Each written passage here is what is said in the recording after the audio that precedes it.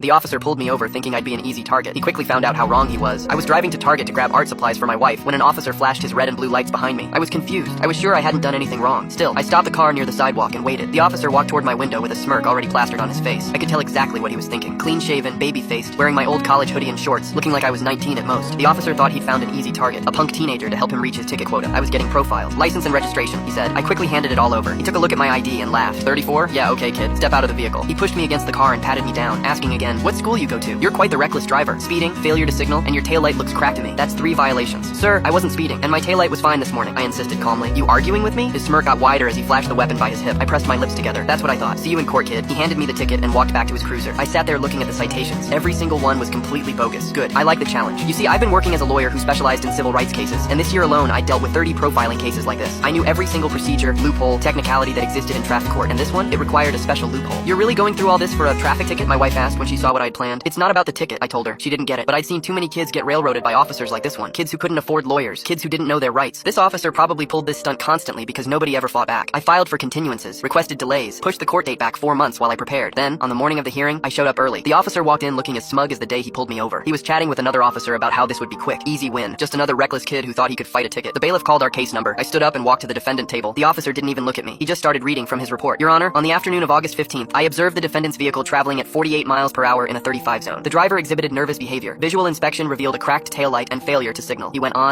painting this picture of some reckless teenager who didn't respect traffic laws. The judge was nodding, taking notes. Officer, the judge said, looking up, can you identify the defendant for the record? Finally, exactly what I was waiting for. The officer looked around the courtroom. His eyes scanned the gallery, then back to the judge. Your Honor, the defendant hasn't arrived yet. He turned to me with an irritated expression. Counselor, where's your client? This is the 3rd continuance. The judge's eyes went wide. The judge picked up the police report and read it out loud. Officer's notes described the defendant as a young male, likely student age, no facial hair, wearing a college sweatshirt and shorts. She looked up. The officer has written, appears to be 18 or 19 in his observation notes. The officer nodded confidently. Yes, Your Honor. Classic reckless young driver. I see. The judge set down the report and turned to me. This defendant is not in the room with us, Counselor? Your Honor, the defendant is here in the room, I said confidently. The defendant is me. Complete silence. The officer's face went blank as he scanned me up and down, clearly no longer the baby-faced kid in the college hoodie he thought he pulled over. Here I was, standing there with a full beard and mustache, tailored charcoal suit, conservative tie. The judge picked up the report again and read it more carefully. Then she looked at the officer. Officer, your entire report is based on the defendant's appearance, yet you cannot identify him sitting 3 feet away from you. Your Honor, I said, keeping my voice even. The officer's testimony relies entirely on profiling me as a student. His observations aren't based on actual memory of my driving. They're based on assumptions about my age and appearance. He cannot confirm who was even driving my vehicle that day. Therefore, I request a motion to dismiss. The officer opened his mouth to protest, but the prosecutor beside him just shook her head to stop him from making a bigger fool of himself. The judge granted my motion for dismissal immediately. 2 weeks later, I got a letter from the department. They were reviewing all his previous cases involving young-looking defendants. Turns out I wasn't the first. My wife still thinks I went overboard. But those 30 cases I mentioned, 3 ended in settlements. Real kids who lost scholarships over tickets they didn't deserve. Kids who couldn't fight back. The officer was suspended until further notice.